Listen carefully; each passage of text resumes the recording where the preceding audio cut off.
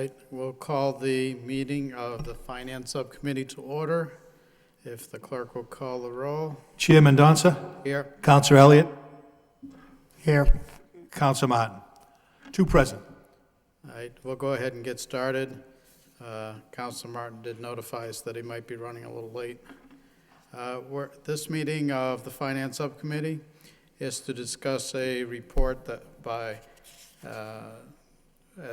that was a response to Mayor Murphy's motion regarding the funding of the senior center and how we might fund it in the future rather than CDBG funds. At this point, to give us maybe some background on how we came to this point, I'll begin by turning it over to Manager Lynch. Thank you, Mr. Chairman. The situation that we have is that when the city identified a clear need and obviously there are councilors here, Councilor Mercer and Councilor Elliott were on the council at the time, when the city identified the clear need to do something about putting a more appropriate and permanent senior center together for the city's seniors, the opportunity came up to enter into an agreement with a private developer to construct a senior center at the old DPW yard on Broadway and Fletcher. And there was a selling of the property to a developer who then leased it back to the city with a senior center as well as with some commercial space on the site. The city at the time, and Adam is here to correct me if I say anything wrong here, the city at the time made a determination that rather than pay for the lease out of the general fund, that it would utilize community development block grant funding to do that. And at the time, the city's block grant funding was considerably larger than it is today. It was approximately just under $2.9 million. And in any event, we now find ourselves in a situation that the CDBG funding has been cut by almost $1 million. And so that lease, which has at one point represented roughly, 13% when it was fully funded during the 2003-2004 year, is now taking 17% of our block grant funding, and that's likely to increase as the federal government cuts back on its CDBG funding for communities across the country. I wasn't here in 2002 to be part of this decision making, but it is of concern that, in my mind, a more appropriate funding source for the lease would be the general fund. Block grant funding, I think, general rule of thumb from my perspective is that it should be used more for funding certain agencies in the city, nonprofits on special projects that they're doing, special programs, seed money for programs, but then we ask them to find other funds to carry those on. We use CDBG money for specific capital projects. While they may be ongoing, they're like a sidewalk program. You don't build the same sidewalk over and over. You scatter the money throughout the city. Likewise, I think it's more appropriate to utilize general fund money for something like a building lease. But we may not have much choice in the matter, given what's happening with the CDBG program, that we're going to have to find another way to fund this. Otherwise, we're going to have to cut down on what we do, dramatically cut down on what we do with block grant funding overall. As the memo from Adam Bakey to me back in August indicates, we use this money for, we use $336,000 for the senior center lease. We use $320,000 for various capital projects. We use $275,000 of our money to move around the city in the neighborhood impact initiative. We use a portion of it for public service activities, that we do throughout the city, and again, we fund different programs with that year to year. We do use a portion for program administration, which we're entitled to under the regulations.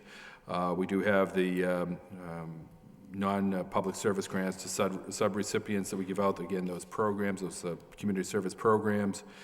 We do some various planning projects, and we do have the debt service for the loan, 108 loan that we have over at the Boot Mill. We wish we didn't have that one, but that's that was a loan, as you know, that was made in 2005, and unfortunately, the developer went bankrupt, and we ended up eating that.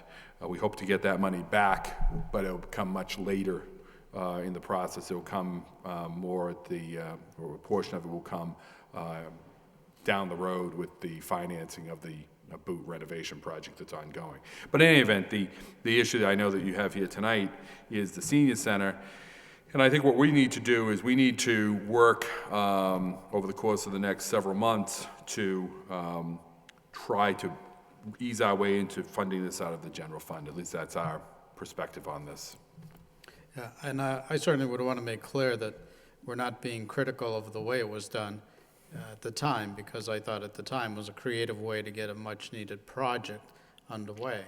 But as you stated, now with CDBG funds declining, and this becoming such a large portion of that, it's almost it is now the single largest piece of CDBG grants that's happening, which diminishes the use for other worthy purposes. So it would be time to consider shifting it, as the manager's suggesting, to the general fund. Of course, doing it all at once would probably be cost prohibitive, but it's a 20-year lease, is that correct? Correct. So we're past the halfway mark. Correct. And we could start shifting some of the funds. If I could, the other point I think that's important to make is that, because I know this was a topic of discussion at the council meetings, this isn't, people should be very clear that, the council should certainly be clear that the administration is not doing anything in any way to say that the senior center cannot operate. It's incumbent upon us to make sure it does operate, operates fully. I know that Councilor Mercy was concerned that representation might be being made out there, and I know that she's a very strong advocate for the senior center, and we certainly agree with the entire council, in particular Councilor Mercy, on that issue, that it's imperative that we keep that senior center going. Yeah. I mean, one of the positives that have come out of the redevelopment of the area was city barns, city-owned. It's now actually privately owned and on the tax rolls, and it's valued at over $3 million. And the city's actually receiving tax revenue from the property of over $94,000 a year. So we're paying over, well, I guess this year it's I'm looking at the wrong number, $336,000 a year, but we're getting $94,000 of it back as tax revenue, which may be diminished once the lease is over and the city takes over the property. A question I have is that it's not a fixed amount. It seems to fluctuate year to year. I was just wondering if someone could explain why that is. Yes, good evening. There are, the lease involves a series of components. The first component is a fixed rate per square foot that is just the straight up lease costs. And that actually is fixed over the full 20 years term of the lease. I forget exactly what the specific number is. It's about $14 a foot or something in that range. But in the lease also requires that each tenant pay a share of the operating expenses for the property. And the share is calculated for certain expenses, like the costs associated with operating an elevator in the building. Those costs are assigned fully to the senior center because it's the only tenant on the property that uses the elevator. The elevator is actually within the senior center space. Other expenses, like the parking lot lighting, electricity costs, are prorated based on square footage to all of the tenants on the property, each having a share of those costs. And those costs are fairly consistent, but they do fluctuate. The city actually has the benefit of being the provider of some of those services, so we actually get a credit from the other tenants for things like snow plowing on the property. So if we have a year where there's actually a lot of snowfall, we end up actually paying less in operating expenses because we get a big credit. If we have a year where some other expense is particularly high, we end up having a higher amount of expenses we have to pay that year. That's one reason for the fluctuation. The other reason for the fluctuation, if you notice in the early years of the lease, we were actually paying $20,000 to $30,000 a year more each year. In addition to that fluctuation, there was a component where we were able to procure the furnishings and fixtures and equipment for the senior center through the developer of the property, and we financed that work through on a 5-year term through the lease. So we were actually paying for the first 5 years of the lease, paying back the costs of purchasing the furnitures, fixtures, and equipment for the facility. That actually proved to be a very cost-effective way to do that for the city. It was a good thing to do at the time, but it drove the costs up. Ironically, even though the costs were $30,000 or so higher in the early years of the lease, the proportion of our annual CDBG funds that were being spent on it was actually lower than today because of the drastic reductions in CDBG funding that we've had, and that's really the reason we're talking about this evening. And if I may, one other point that I'd like to make about why it may be in the city's collective interest to shift the source of the funding for the senior center lease, and that is that there are certain activities that the city, using the general fund, is prohibited from doing, but we are allowed to spend CDBG funding on. Now, the senior center lease is something we are allowed to spend either on, but most, if not all, of our economic development program funding, we are not allowed to use general fund money for things that will ultimately benefit a particular business or a particular taxpayer. So as a result, we can't use general fund money to support economic development programs, but we are allowed to use CDBG for that. Similarly, a lot of our housing incentives, whether it's the housing rehab program that helps particularly elderly folks who have an emergency situation where they need to make emergency repairs to their home, we're allowed to use CDBG funding for that, but we wouldn't be allowed to use general fund revenue for that. Unfortunately, those are two examples of programs that we have drastically reduced the funding for as we've seen the reduction in CDBG funding coming into the city. And I think those would probably be two of the first programs that if we were not paying for the senior center lease, we would be restoring funding to from the available funding of the CDBG program. That's provided Congress keeps the CDBG program funding level. If they adopt the version of the budget that has passed the Senate, that will be the case. If, however, Congress ultimately adopts the version of the federal budget that has passed the House, they are proposing to further reduce the CDBG program by 50% below its current already dramatically reduced level. If that happens, frankly, all bets are off about what we can fund, if anything, at that point. So at that point, we won't really probably have the luxury of choosing whether to fund the senior center with CDBG. We will probably have to fund it some other way if the House budget ultimately is what prevails. Odds are it'll be somewhere in between when they finally reconcile things in DC. On our lease costs, are utilities separated so we have our own utility bills, or is there a project-wide? Yeah, we pay our own utilities directly.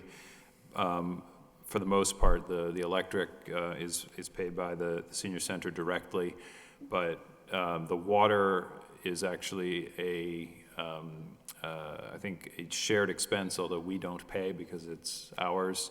And then again, the common area electric service is something that is shared among the tenants through that operating expense component of the lease. Okay, thank you. You have a question? Councilor Elliott? Does Council Mercier, was there a motion? No, what was Mayor Murphy's? Oh, I'm sorry, it was Mayor Mercier, I'm sorry. In the last paragraph, I know you mentioned general fund, Mr. Manager. are there other alternatives? You indicated the council may wish to consider alternative funding streams. Is that the only one that we're looking at this point? We'll certainly see if there's something else. I'm at a loss to know what other funding source we could have to come up with this. I mean, you know, we basically break things down into two categories, a general fund or enterprise, three, general, enterprise, or grant. And outside of community development block grant, there really isn't any other grant funding for this type of thing. And it really couldn't be set up as an enterprise in any way. I was actually thinking of that a little bit when Councilman Johnson mentioned the taxes we have. You know, you could kind of say that we're offsetting the cost of the senior center through the other taxes that are at the property that were part of the overall development. But it's, once again, that's more general fund than anything else. Okay, I just wanted to ask a question. I Yeah. didn't think so, but that's the way that it was worded. I just wanted to make sure that. Yeah, and certainly if any councilors have any other ideas on that, I'd be certainly interested in hearing them, but that's all that we can really come up with. Okay. I understand your point. I guess I do have, having voted for this way back when, because the city was in, we didn't have the money for a project at this point, and I thought it was, and even knowing, I still think it was a creative way to get a project online. There was a lot of pieces with the lease and getting other commercial space. So of course, I'm a little concerned about putting this on the tax rate, not knowing what the budget looks like Right. next year. So I guess until we see how that unfolds, putting another 336,000, or is that what it was last year? Right. 336, that's a big chunk of change, knowing that we have some other obligations. But I understand the point. I guess I'll, sit back and listen or Yeah, see the what only other, happens. and it's really not a fund, at this point, it's water over the dam, water under the bridge. The only other option that might have been explored at the time was a bond issue. Now that would have had the effect that you would have been a lower amount that you would have been paying, but it still would have been a general fund expense. Right. Okay. That's how most communities fund their senior centers, is through a bond issue. Right. And it was discussed at that time, but I think when we looked at the debt schedule and all the other obligations, this was the reason why we went this route. And I still stand by it. And particularly, I do remember the discussion about the furniture. And after we got over the first hurdle, how we're gonna furnish the place. So I know it was a number of years ago, but still. Still think it was a good way to do it at that point in time. So, okay, thank you.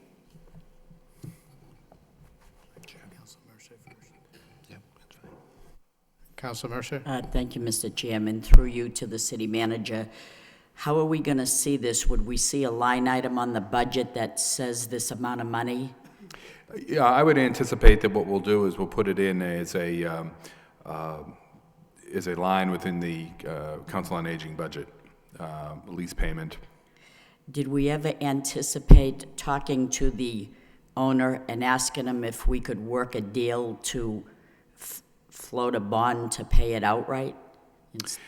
Actually, we have had some preliminary conversations with him on that, but I think his business model was such that in his the financing that he didn't really allow for that. Certainly something we can continue to explore, though.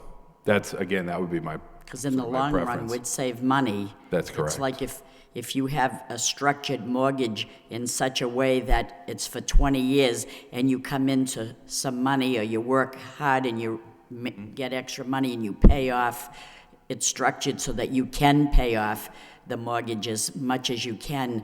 Instead of paying it off in 20 years, you could pay it off in 15. That's what we did Right. years ago with our structured mortgage, and we saved a lot because you're paying a lot towards the principal in interest. Right. So I thought maybe we could save money that way, so if we Yeah, could- I think that's a great idea, and it's one that we have had conversations, and it just, as I said, the business model didn't work to that effect, but something that we certainly will continue to pursue. because it is a viable building. Mm-hmm. And it's we talk about recreation in the parks for the kids. We certainly have a great facility there where there are many lonely people with families that have lived outside of the state. So they go there and they renew friendships, and it's quite a remarkable facility, and Mm-hmm. It is. they enjoy it so much. These are the very people that we're targeting that have been here through the long haul and paid their taxes to support other people's, interests like education, police and fire. They no longer have children in the school system, and they paid the longest, and they're not complaining. So it's good that we're not frightening them to think that we don't have the money for you, and this is not the message we're portraying, so that's a good thing. So Oh, I applaud you, because we do definitely need to keep that facility open. Well, again, as not a bigger advocate than yourself, Oh, and I would- am a senior. Thank you. Thank you.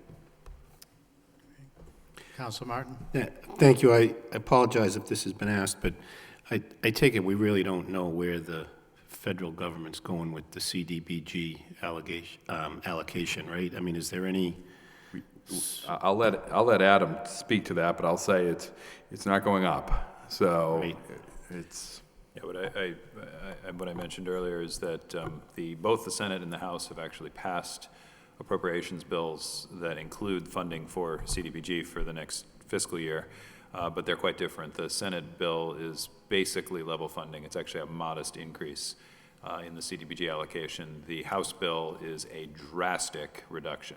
It would cut in half the already reduced amount. Odds are they'll meet somewhere in the middle if they ever meet.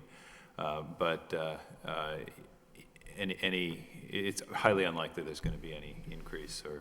And again, if we win as far as what the House has adopted, if that became the law, basically that would devastate our CDBG program. okay. All right, thanks. I guess this gives us a background, how we got here, where we are now. And we just spoke in passing about how we move forward in the future.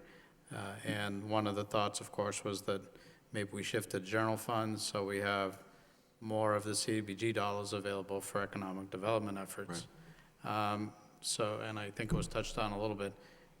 To the manager, do you have some thoughts on how we could shift this? Do you have any percentage in mind, or?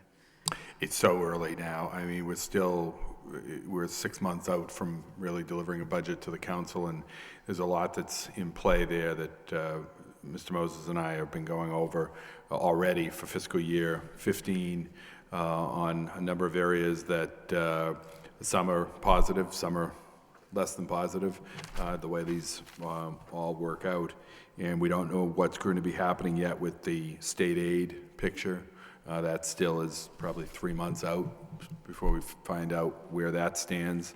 So it's really unclear. It's still so early to tell exactly how much we would. I would probably look to try, certainly, to do more of a soft landing. A lot will depend on what happens out of DC, though. If they suddenly slash it in half, then that would put a real pressure on us to be able to do it if we're still going to maintain the funding for the social service and community service programs that we offer in the city that we fund out of this. Lowell does fund. Lowell gets a lot of bang for its buck out of the CDBG in terms of funding things that in other communities are funded in other ways. Senior Center being one. Certainly, some of the social service programs, the city would fund through a city agency, or that other sources of funding would come up to fund the private nonprofits. So we do a lot with this money, and if suddenly it's cut in half, you're looking at $1 million rather than $2 million, And you've got just doing the public service activities and you're talking $500,000 right there. And then the senior center lease on top of that, you wouldn't be able to do any capital with it, for instance, or economic development initiatives. But I would think that initially, in order not to have a shock on the budget, like probably less than 10% shift per year would be. Yeah, we'll, Anything bigger may be unreasonable. right, we'll have to try to figure out how to do that so. But I guess we'll have to see what we can do. But it seems like ultimately, the way things are going right now, we're going to have to shift some of it. Correct. Any other thoughts? Well, I guess I think every member of the council probably agrees we need to keep our commitment to the senior center, and I'm sure you agree too. The question is just what's the best funding source. So we'll look forward to, further discussion as the budget gets developed. But I think people should understand the commitment to the senior center is firm and is not going anywhere. So. Any other comments or questions? So, I guess, anyone make a recommendation, or should we just adjourn? Okay, motion to adjourn Move to adjourn. by Counselor Martin, seconded by Counselor Elliott. All those in favor say aye. Any opposed say nay. We're adjourned. Thank you.